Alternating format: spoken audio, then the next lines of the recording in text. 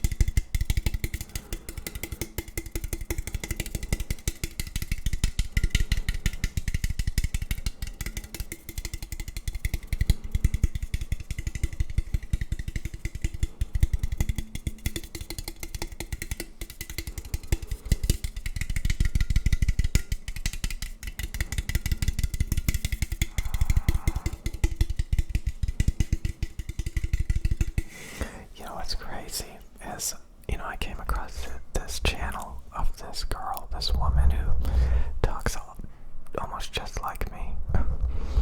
And she talked about how when people are rude, like they call you stupid or something, she talked about how it's not funny. You know, that a lot of times, you know, people expect you to laugh with them when they insult you, for example. And she was like, why would you do that? You know, because eventually over time, they really mean it. Like, that's how they really think of you. You know? And I made a video talking about that. Like, I used to hang out with these gamers. You know, I played a video game. And, you know, I had a few acquaintances on the video game that I would play with. And, you know, they're toxic. They're always, you know, talking smack at each other. You know, calling each other noobs and kind of, you know, throwing insults at each other. Like I said, men do this a lot. I'm sure women do too. She talked about that, you know, how they're always talking smack about each other. So men do it a lot, especially like in competitive environments or just in general. And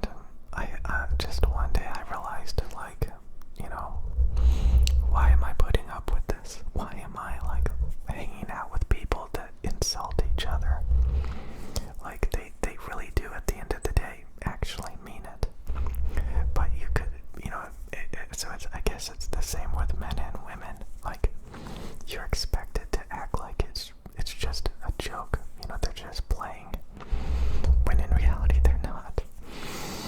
So you have to ask yourself, like, why are you hanging out with, you know, toxic, miserable, unhappy people?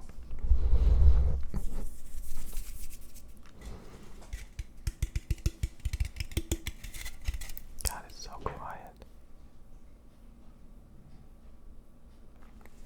I can hear the computer behind the door because the door's cracked open, but even if it was completely closed, I would still be able to hear it a little bit, but it's eerily quiet. Typically it's not this quiet because it's windy outside a little bit, and the wind will even cover up the computer fan ambience. But it's so quiet that I can actually hear a clock ticking. It's that quiet.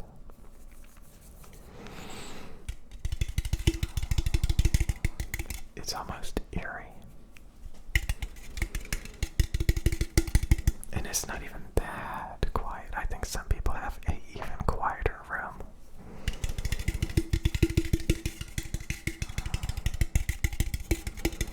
It's almost as quiet as like when you have a dynamic microphone. Like the ambience is cut down quite a bit. But I'm using sensitive condensers, which makes it even more eerie.